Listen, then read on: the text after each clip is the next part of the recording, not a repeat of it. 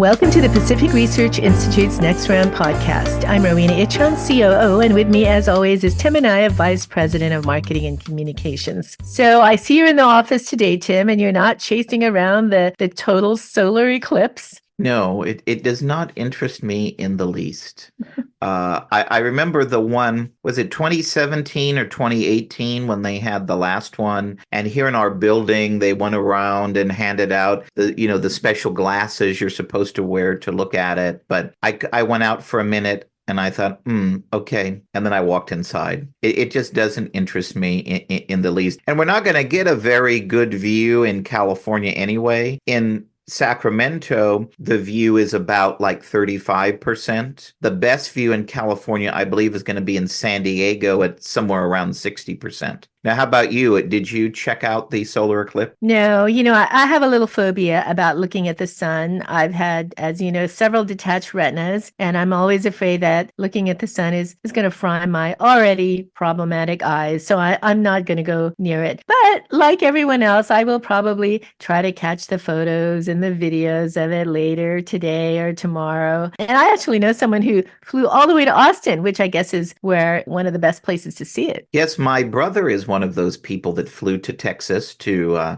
see it. I mean, I guess to each his own as far as vacation plans, but I couldn't imagine anything sillier than using your vacation to go check out the eclipse. But from what I understand, it's going to be cloudy in Texas today. And I know my brother was thinking of he and his friend who went had a rental car, and I know they were thinking of making alternate plans on the fly to potentially find somewhere better to see it, even I believe in Mexico.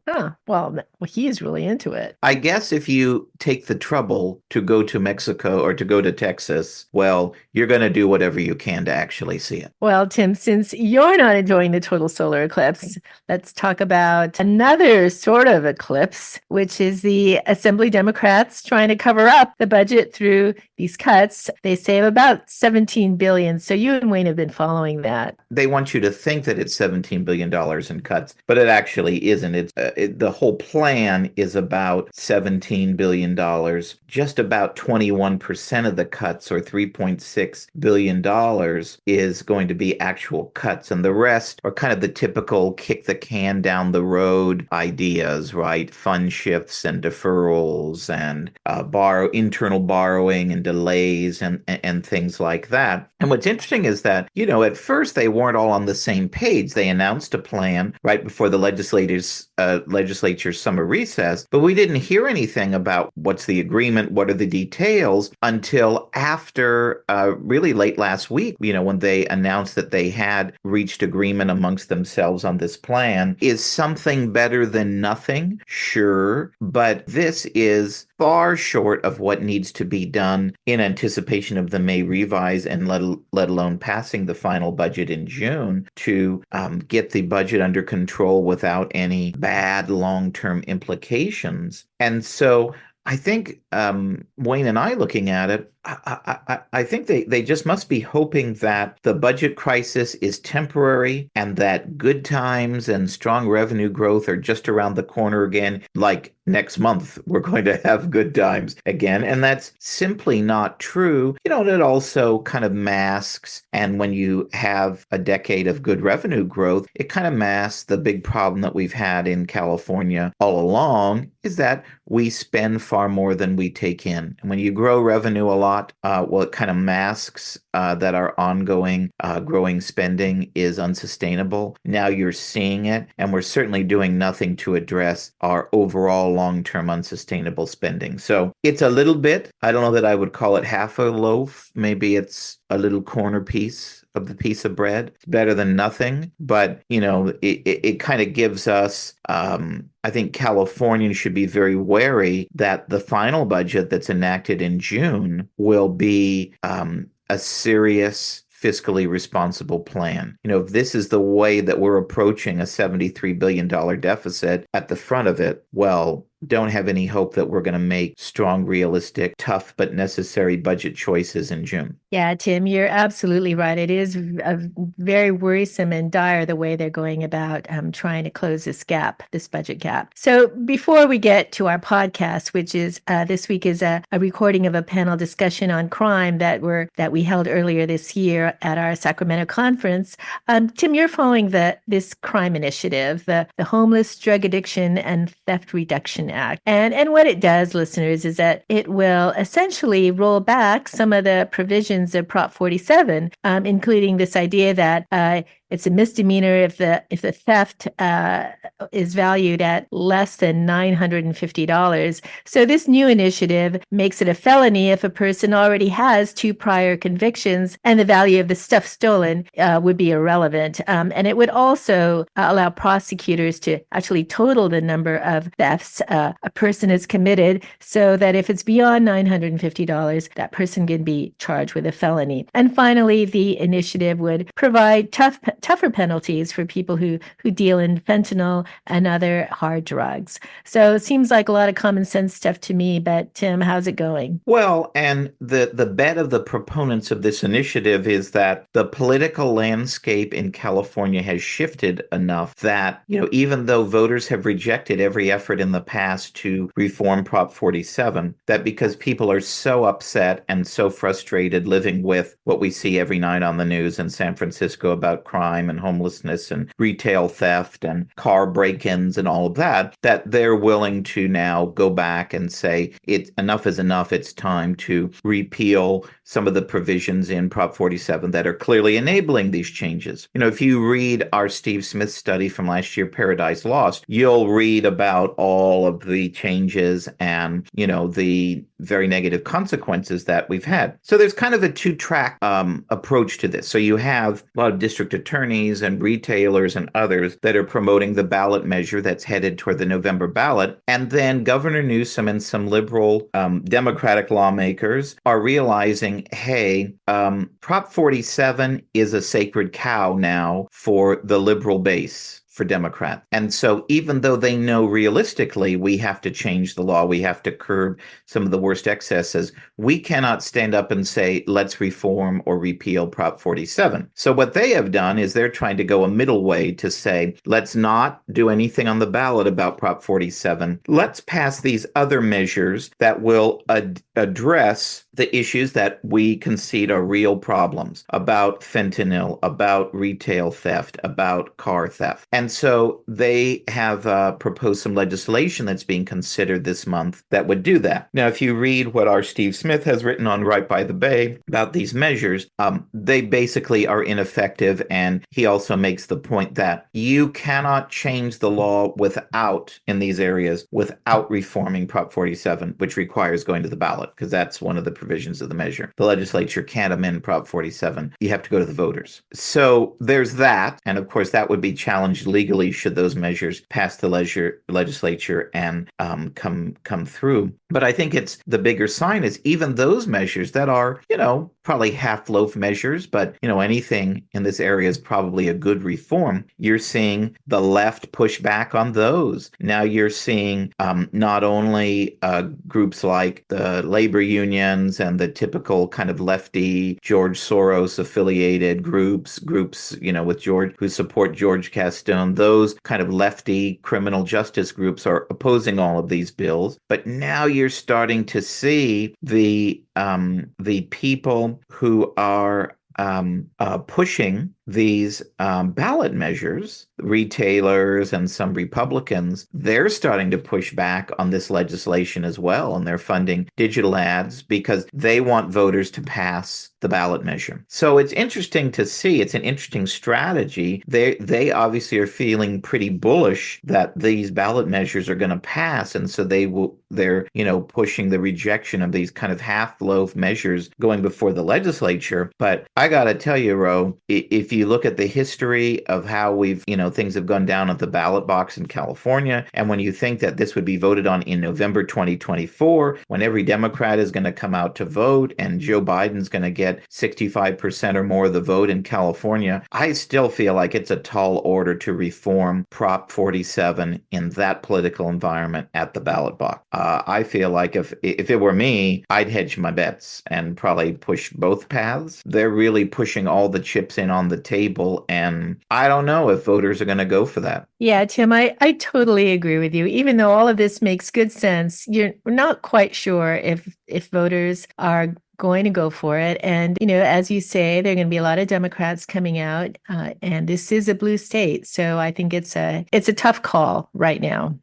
So go ahead. And I just add to that, the people who are in favor of Prop 47 and who oppose criminal justice reform in a good way, they have a lot of money. So even though, yes, this particular effort to fix Prop 47 has funding from major retailers and some Republican groups, the opponents could easily, with a couple of checks from a few billionaires, dwarf the spending of the proponents of these measures. So it's not by any means something that the proponents of these measures are going to dominate on the campaign finance side of things. Finally, a few announcements. On May 14th, we have a luncheon with guest author Batya Ungar Sargon. She's the opinion editor of Newsweek, and she has a hot new book out called Second Class: How the Elites Betrayed Working Men and Women. Our dinner is at the Palio in San Francisco, and so we hope to see you there. It's May 14th. So, Tim, you want to introduce a guest? Well, as you mentioned earlier, this is a presentation of a great panel that we had at our Sacramento Policy Conference earlier this year. And the focus of it is, how can we reform criminal justice policy to put the interests of crime victims first again? And we have three very interesting speakers on our panel, which is moderated by PRI's Steve Smith. We have retired Brigadier General Bob Spano, whose aunt was tragically murdered in the 1980s, and he, has experienced all over all these years the process as it relates to victims, and his aunt's killer coming up for parole every now and then, and what they went through, and how recent changes and bad prosecutors in different county prosecutor offices, have kind of reopened old wounds. So he tells his family story. Then you'll hear from two of the best criminal justice, crime victim advocate, and prosecutors in the state. You'll hear from Nina Salarno, whose sister was tragically murdered and whose mom, Harriet Salarno, founded Crime Victims United, and she's been an attorney for many years and most recently was appointed as district attorney of Modoc County. She'll share her story, and you'll also hear from Morgan Gire, who's the district attorney of Placer County. They'll both talk about this Prop 47 reform effort and other efforts in the legislature to kind of curb the worst excesses of these laws enacted over the past decade. So it's a very timely and interesting discussion on all things related to crime and retail theft and auto theft and all these issues that we continue to grapple with. Tim, I thought this was one of the most moving panels we had that day. I was gripped by their stories. So I hope our audiences will really, listen on and you feel as I did. They were very compelling stories. So thanks so much for listening. We'll get back to Next Round in just a moment, but first, are you getting PRI's regular email updates? If not, go to pacificresearch.org and click the sign up button at the top of the page to get the facts you need to fight back delivered every week to your inbox. Every week, PRI sends you what you need to know about what's going on in Washington, D.C. and Sacramento, and gives you the free market ideas needed to save our state and our nation. By going to pacificresearch.org and clicking the sign up button, you can sign up to have Policy Alert, our weekly roundup of all the best ideas from PRI scholars delivered to your inbox. Or you can sign up for event updates so you're the first to know when PRI is coming to your community with great events. So sign up now at pacificresearch.org and click the sign up button at the top of the page to get PRI's content delivered to your inbox each week. Today we're joined by a distinguished panel to my right and your left. But before I introduce them, I'd like to talk a minute about the state of crime in California. But in deference to Nina, the district attorney of Modoc County, I wore my Modoc County tuxedo, which, if you've been there, is a pair of jeans and a white t-shirt, or white dress shirt, rather. My dad was from Modoc County, and he met my English mother there. So kind of a weird connection to the other Steve who spoke today. It's my pleasure to moderate this afternoon's panel discussion of reforming criminal justice to put victims first. It doesn't take an expert in crime statistics to understand California has been experiencing increasing crime. A crime rate that has accelerated in the last 5 years to the point that California has become a national crime outlier, as well as an unreported crime rate that is even higher.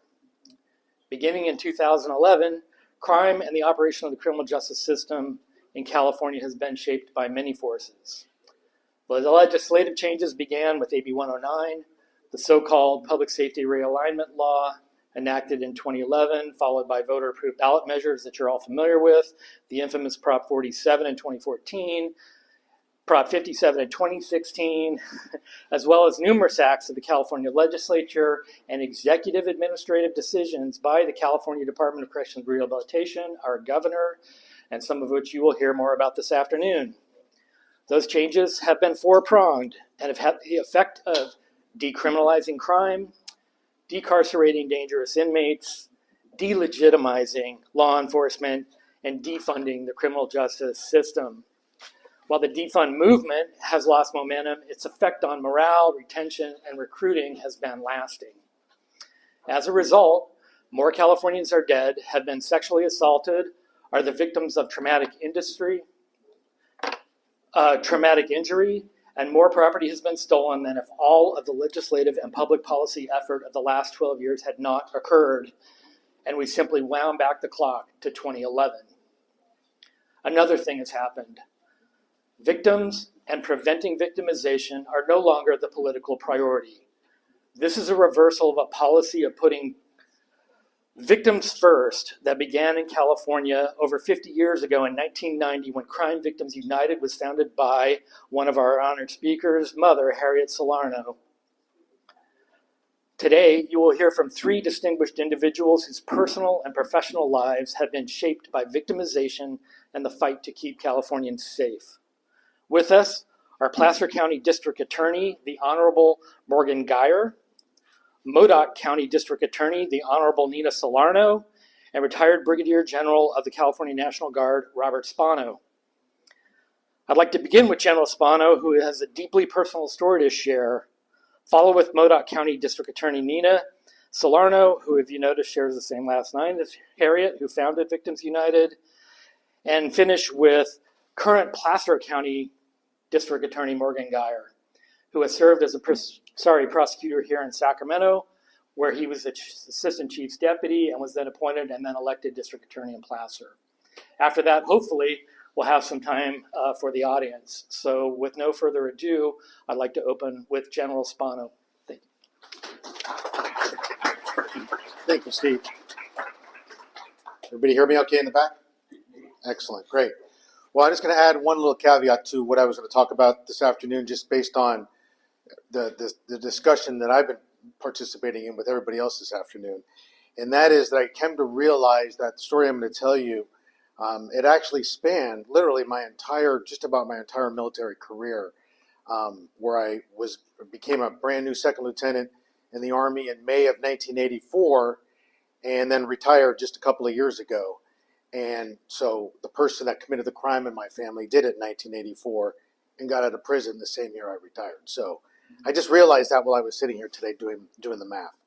So I'm just going to tell you a little story as it pertains to crime in California.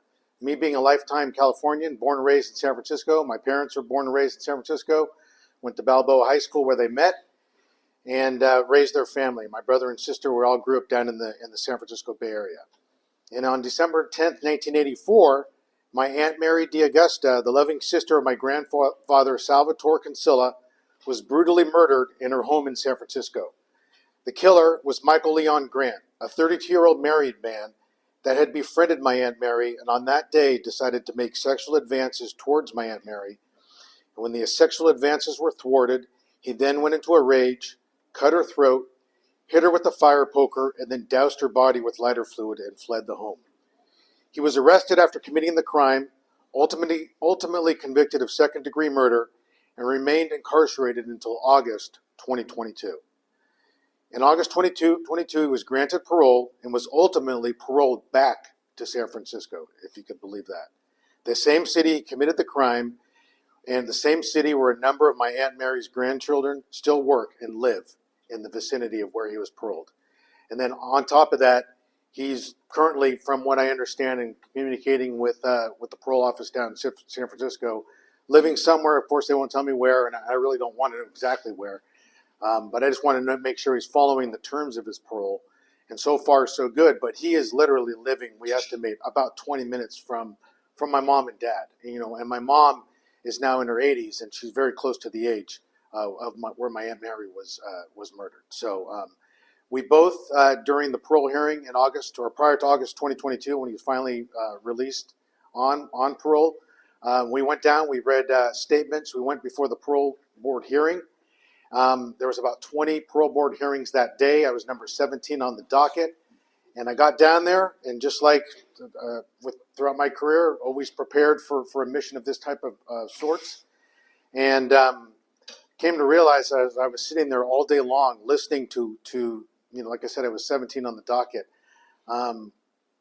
the types of crimes that people were most of them were from the in this case were on the prisoner side. But I came to realize the type of violent crimes that throughout my life I'd never been exposed to, where people were actually now getting released for these violent crimes. And I sat there, and for a while there, you're sitting there as the empathetic person that I feel that I am, and you're sitting there and you're kind of empathizing because there's grandchildren of these murderers, and they're going up and they're saying their piece on their grandfather, and then they're one by one they're saying this, and then when it comes to the victim side, the grandfather of the murder victim is now speaking, and then every single person thereafter. And you come to realize, the power that the victims still have in this case. But it's still, I felt thwarted by the advocacy that was taking place, for the actual prisoner. And so I sat there that day, and we said our piece. My mom said her piece as well. She did it via Zoom. And ultimately, like I mentioned, Michael Leon Grant was paroled from prison, and he's now since been paroled to San Francisco.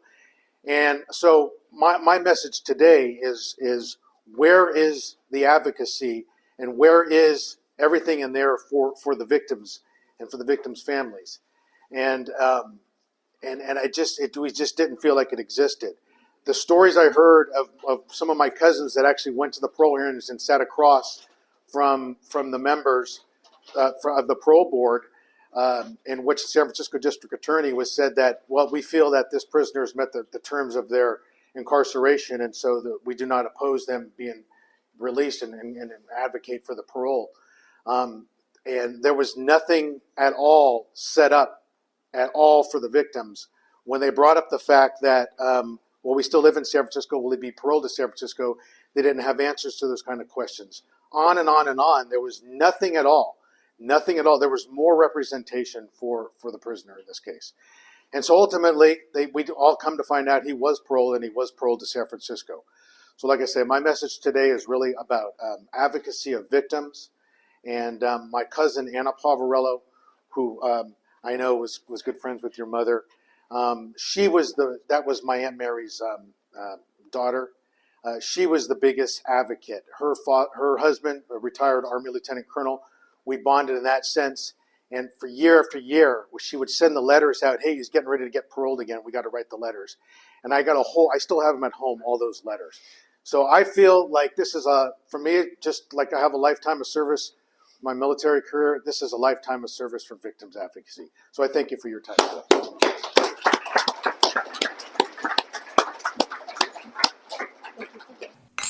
We'll get back to our great guest in just a moment, But first, are you following PRI on Facebook? By following PRI at facebook.com/Pacific Research Institute, that's all one word, you'll be the first to read free market ideas from PRI's terrific team of scholars on all the hot issues like education freedom, single-payer healthcare, crime, homelessness, green mandates like the ban on natural gas appliances, and more. Plus, when you follow PRI at facebook.com/Pacific Research Institute, you'll be the first to know when tickets go on sale for PRI's must-attend luncheons, dinners, and galas across the state. And you'll be first in line to secure your spot to hear great speakers like Michael Schellenberger, Gordon Chang, Steve Hilton, and many more. So go to facebook.com/Pacific Research Institute and follow PRI today so you'll be the first to know.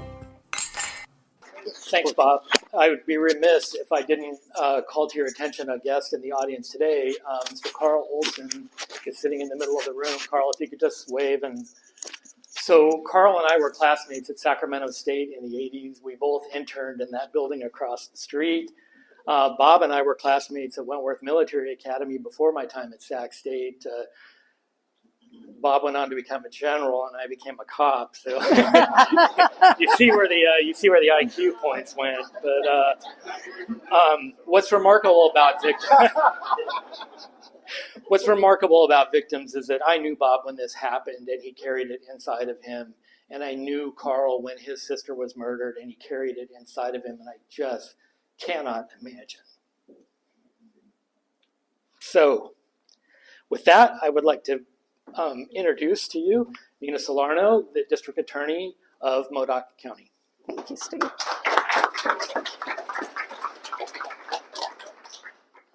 Thank you. Thank you for having me. Thank you for the nod to Modoc. I appreciate that. We are pretty remote. And to you, one, for your service, but I did know your cousin as well, and a passionate advocate for victims and obviously throughout your family. My name is Nina Salarno, and more importantly than being the Modoc County DA, which I'm very honored to be, I'm a victim of crime. In 1979, my oldest sister, Katina Salarno, was stalked, executed, and left for dead at the University of Pacific in Stockton. She was murdered by her boyfriend, and at that time in California, we had no stalking laws and very little domestic violence laws.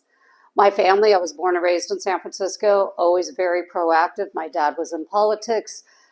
We always supported public safety, but we found ourselves thrust into a criminal justice system that didn't care about victims and didn't care about public safety. My mother, who is 91 years old now, was going to join me today, but had a doctor's appointment.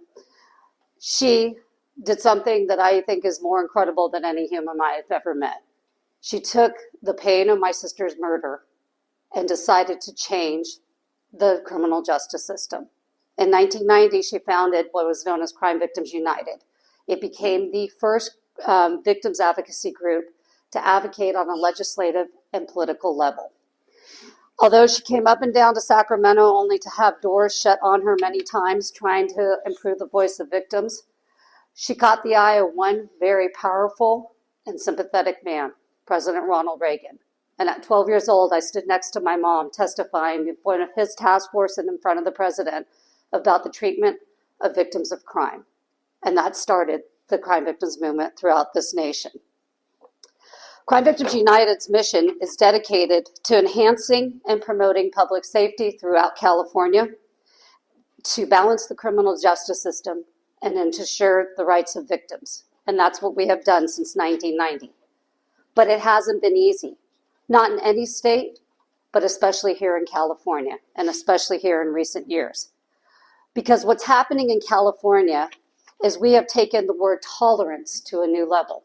While I'm an ardent supporter of tolerance for race, religion, creed, for people's individual thinking, when we start tolerating criminal behavior and start excusing criminal behavior, and we start lessening accountability by so-called criminal justice reforms, we have now taken a beautiful golden state that now has one of the highest crime rates in the nation, which correlates also to the highest homelessness in the nation. And those are things that we need to reverse. But it is up to us. not the people sitting in that building over there, because I don't know what ivory tower most of them sit in, but they don't have a clue what it is like to worry about sending your child to school because you're worrying if you're going to get a call of an active shooter. I have a daughter in college, to worry every night what it's like for her to get home safe from her college classes at night so she's not sexually assaulted or killed. I speak as many parents do. It is the most frightening time in California right now. And it is because of these so-called criminal justice reforms. But we can, and we do have the means to change them. Everybody's heard about Proposition 47, probably the biggest lie to the voters in the state of California when they named it the Safe Schools Act. It actually derailed California. Not only did it downgrade drug and theft crimes to misdemeanors, it downgraded some of the worst crimes in California. It downgraded domestic violence is no longer a serious and violent felony. Rape of an unconscious person is no longer a serious and violent felony. Assault on a peace officer is no longer a serious and violent felony, and the list goes on. And what this has done is led to thousands of people being resentenced and released from state prison who cannot live peacefully in our society. It has been nearly impossible for us to lock up even low-level offenders. And the reason why that is important is because there is a direct correlation in California.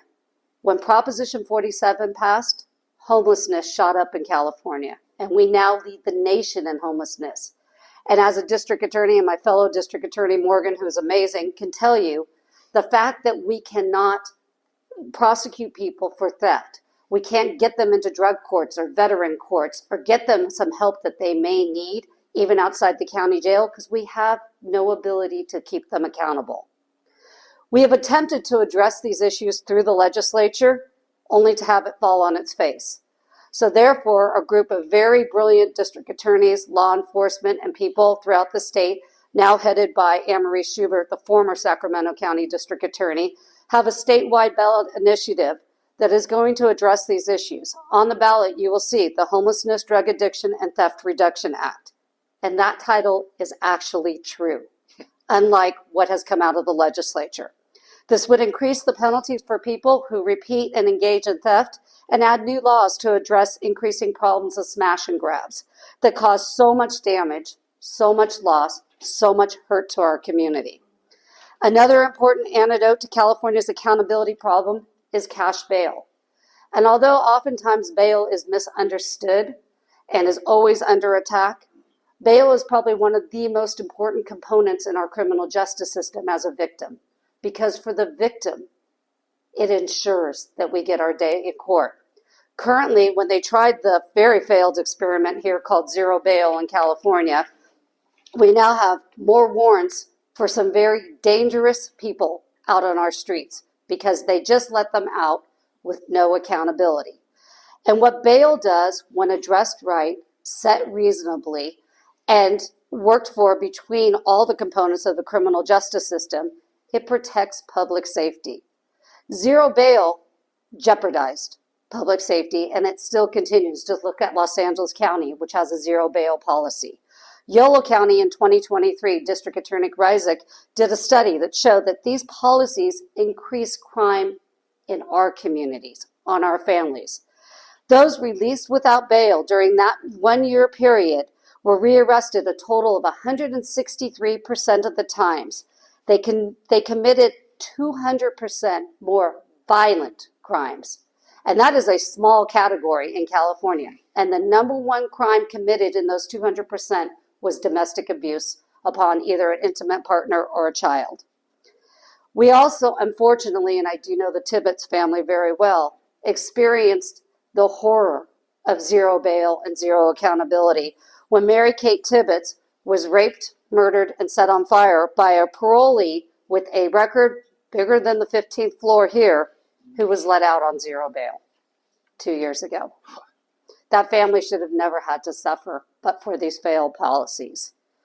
Yet our elected leaders continually attack those, and we, the voters, have had to fight the reforms on the backs of the victims.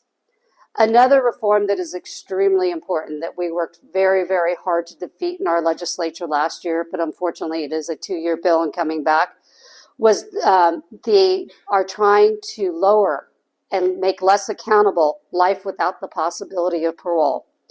As a prosecutor will tell you, to get life without the possibility of parole or death takes the worst of the worst, truly. These are people that not only murdered, as murder is horrible enough, but they have raped, they have sodomized, they have murdered children, they have murdered elderly, they have lit people on fire, they have committed torture.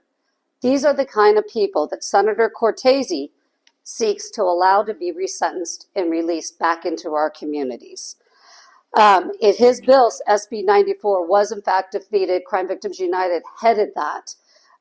But it sends a chilling message that our legislature didn't defeat it outright, but rather just made it a 2-year bill, which means we will have to mount a campaign again, along with our partners in law enforcement and the district attorney's office, just to keep the worst of the worst behind bars. I'm sure many of you know Mark Klass. Mark Klass is a dear friend of mine, father of Polly Klass. Literally 2 days ago, he called me in tears. The killer of Polly Klass is up for resentencing on April 10th of this year. This is a man that kidnapped a young girl out of her own home, brutally sexually assaulted her, and murdered her. He should be on death row. I sat next to Mark the day after Governor Newsom was elected in Governor Newsom's office, because he called us both to his office, when the governor told Mark that he was putting a moratorium on the death penalty, after he promised in his campaign that he would not do that. How Mark is a much greater human being than I am. How he held his composure, I will never know. But I did remember him looking exactly at the governor and saying, "My heart was devastated and shattered the day Polly was murdered. You've done worse to me now." And he walked out of the governor's office. And now Mark has to face and fight a resentencing of one of the worst in California. That is the issue with the lack of accountability and the tolerance of criminal behavior that we are facing here in California. We also see it to the very innocent young victims, and that is the fentanyl crisis that we are facing. And I'm going to steal a little thunder from Morgan Gire, probably one of the greatest prosecutors we have. He was the first in all of California to prosecute somebody for murder for fentanyl dealing. And that set a precedence. I'm going to let Morgan talk a little bit more of that, but because of Morgan Gire, almost every county in California, the district attorney now gives a warning upon a drug conviction or drug arrest that if you deal fentanyl or illicit drugs, you can and will be prosecuted for murder. I'll let you guess which counties don't give that warning, but they're very few. So it just so happens that the statewide initiative working to fix Prop 47, the Homeless Drug Addiction and Theft Reduction Act, also addresses fentanyl. And again, I'm sure Morgan will talk a little bit more of that. But these are the kind of things that we are pushing as victims, as public safety advocates. We want to return common sense and accountability. We've given up on the legislature, so we have to come to you, the voters, to help us educate other people out there, to help us get common sense accountability so that we can have safe streets, so our children can go to school safely. And that's what we are attempting to do. And it's my honor to be here today. It's my honor to speak about a little bit about this, to sit among great crime victims advocates, public safety leaders. And I just ask that each and every one of you carry this message back. Because unfortunately, the one thing about being a victim of crime and about violent crime knows no boundaries. It doesn't care about your socioeconomic status. It doesn't care what color your skin is or what religion you are or whose mother and father you or child you are. It affects everyone. And together, we need to protect our state and our community. Thank you.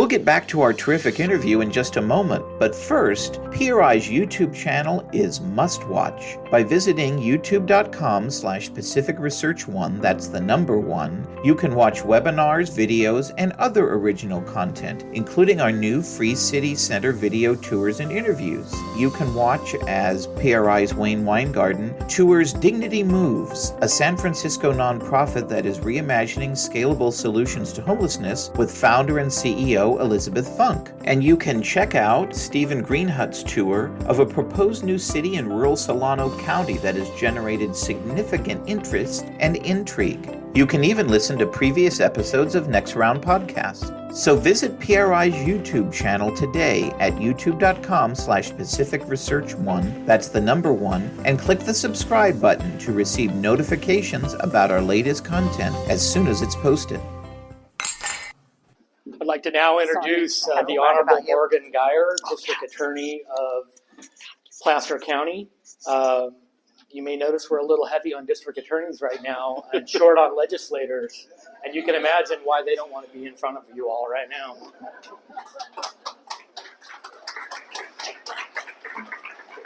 Good afternoon, and thank you. Had we known there could have been legislators, we would have declined the invite. I take that back. There's about 4 I like over there. But thank you very much. Again, my name is Morgan Gire. I'm the Placer County District Attorney. I'm honored to be up here with Bob and Nina, and thank you to PRI for allowing me to participate today. If you'll notice, there's sort of a common theme. I overheard the previous panel, and there's a common theme of accountability that is lacking.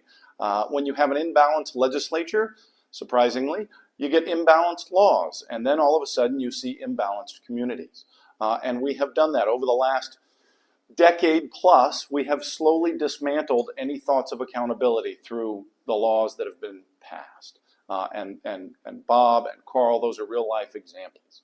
And what we have seen predominantly from the legislature over the last 5 or 7 years is a very sophisticated approach to dismantle the back end of cases. And you'll hear myself and other prosecutors never refer to victims as getting closure, because closure is somewhat of a myth. What our goal is to, with dignity, at least shepherd you through the criminal justice system so that you can then grieve and heal properly without the distractions and the trauma that is inflicted by a cold and sterile criminal justice system. I've been a prosecutor my entire working life. It's the only legal job I ever wanted. It's the only legal job I ever had. I heard my good friend and former colleague Tin Ho earlier say he was a politician, and I cringed. The P word is a prosecutor, not politician. I'm in the only elected office I ever want, and I'm in the only one I will ever hold, and it's the only job because I get to be, as Bob said, I get to be an advocate on behalf of victims. And there are fewer and fewer advocates for crime victims and survivors left, particularly each year as we see these statutes passed. But one of the things that we have seen, and I bring this up so that you are all aware, is the attack on the back end of cases, forcing crime victims, survivors, and their next of kin to relive the trauma by providing opportunities for those who have not earned the chance at redemption to be granted one. And I always say, mercy and leniency without accountability does no one any good. If someone has earned the opportunity for redemption, then they need to demonstrate how they've earned it. There are those who have committed such heinous crimes that they have forever forfeited their right to redemption based on the choices they made on a particular day. And as we have seen, the legislature is hell-bent, pardon my French, on providing everyone in a one-size-fits-all approach, everyone an opportunity to get out, including those who still represent a very serious danger to the community. And one of the things that I think the legislature has been working so hard to do is impose restrictions and requirements on prosecutors and law enforcement to operate with more transparency. And on that level, I agree. I think your government should operate with transparency. The problem is that it does not apply to the state agencies. That sense of duty and obligation and transparency doesn't apply to the executives at the California Department of Corrections and Rehabilitation. It doesn't apply to the architects of Prop 57, who grant the ability to CDCR to award credits for literally doing nothing, for simply breathing the oxygen inside a California state prison, you receive about 5 days off your sentence. Not through rehabilitation, not through education, not through vocation, not through drug treatment, not through the traditional hallmarks of rehabilitation and redemption that we would expect someone who did a wrong in society would have to undergo to earn their chance. It is granted, it is rewarded to them for doing nothing. And it got to the point where there were about 20 of us elected DAs that had to sue the Department of Corrections and Rehabilitation because they were granting early releases. There were 2 individuals who were sentenced to prison from Placer County that I had to learn had been released from prison when they committed 2 murders in Sacramento County. I had to read it in the newspapers along with presumably the survivors and next of kin of their victims. And my stomach sank. And fortunately, we had a really good investigative journalist in the Sacramento and Placer County areas who ran with this story. I demanded information as an elected district attorney, which I thought would get me somewhere. It didn't. I demanded information as to how and why they were releasing these individuals. Tell me what these people did to earn their release. They were sentenced to prison for committing violent acts against people, and the next thing you know, they're out. And I demanded to know why. And you know what I got? Crickets. I got nothing.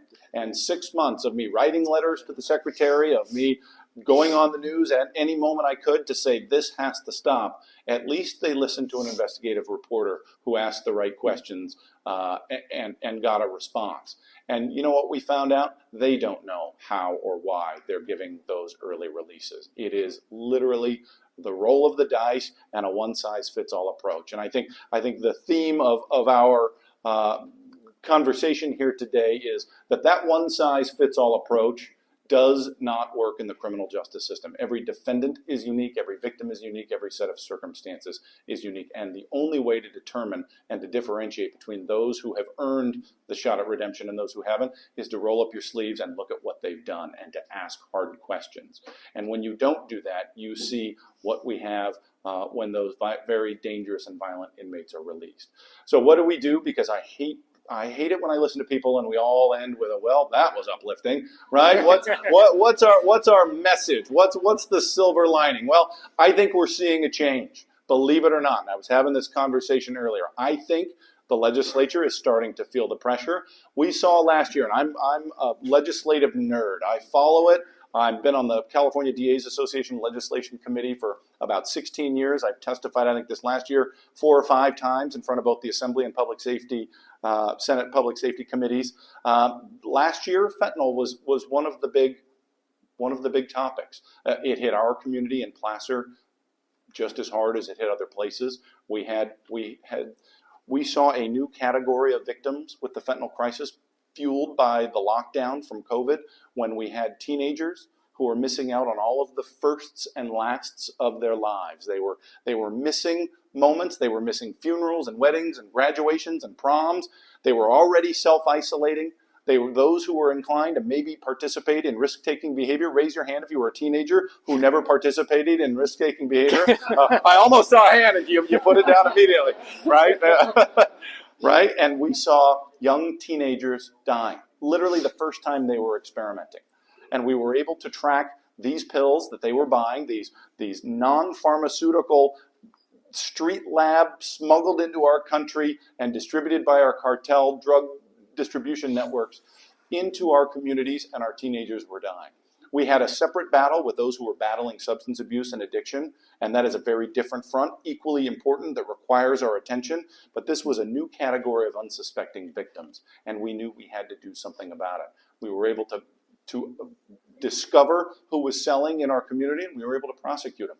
And there are no easy laws to try and prosecute someone who sells a substance to a victim who willfully takes something. And you'll hear all of us prosecutors refer to fentanyl as both overdoses for those who are battling addiction, but poisonings for those who are taking it unsuspecting. And I always give this example and why you hear us refer to it as poisoning. If I walk into a bar and I order a shot of whiskey, and the bartender pours me a shot of cyanide, and I drink it and I die, would you say I overdosed on cyanide? No, you'd say I'd been poisoned, and you would expect that bartender would go to jail. And that's exactly what we had, and that's exactly what we did. And I appreciate Nina's comments. We weren't the first to file. We were the first in Placer County to obtain a conviction in the state of California for a fentanyl-related murder. We also got the third one as well. Riverside County has the second. It's a trend. I don't take that honor lightly. It's not something we wanted. It's certainly not something that the family of our victims deserve to have bestowed onto them, but it's something that we have to do to restore accountability into the state of California. Just like we have to hold our thieves, our organized retail thieves accountable, we have to hold people accountable. And I always say accountability comes in many different forms. For some, that's treatment. For some, that's an opportunity at redemption. And for others, that is to separate them from society for as long as we possibly can. And that is something that my fellow prosecutors and I are very good at doing. So we will continue to fight, but we need your help. I will echo Nina's words. The best way to affect change in that crazy white building over there is for an informed citizenry to say we've had enough and we demand and deserve change. And you saw it last year when the Public Safety Committee in the Assembly got shamed into hearing bills that they completely disregarded. Fentanyl, human trafficking, they completely shot them down without giving very good ideas and argument, and they were told even by the governor that they had to go back and they had to listen to the people. And we may not have gotten as far as we want, but that's how we get change. It's because the people in this room demand it, and that's how we will see change. And we will see, I am convinced in November, we will see accountability restored, at least as it relates to retail theft, with the passage of the Reduction of Homelessness Act. So thank you all very much for your time today. It's my pleasure to be here. If you like this episode, please tell your friends and subscribe to PRI's podcast at iTunes, Google Play, TuneIn, iHeartRadio, and Spotify. And when you're on these platforms, don't forget to give us a big 5 stars. If you don't subscribe to any of these, you can still listen on PRI's YouTube page, youtube.com/Pacific Research 1. That's the number 1. Thanks for listening. I'm Rowena Ichon. Hope you'll come back again for next round with PRI.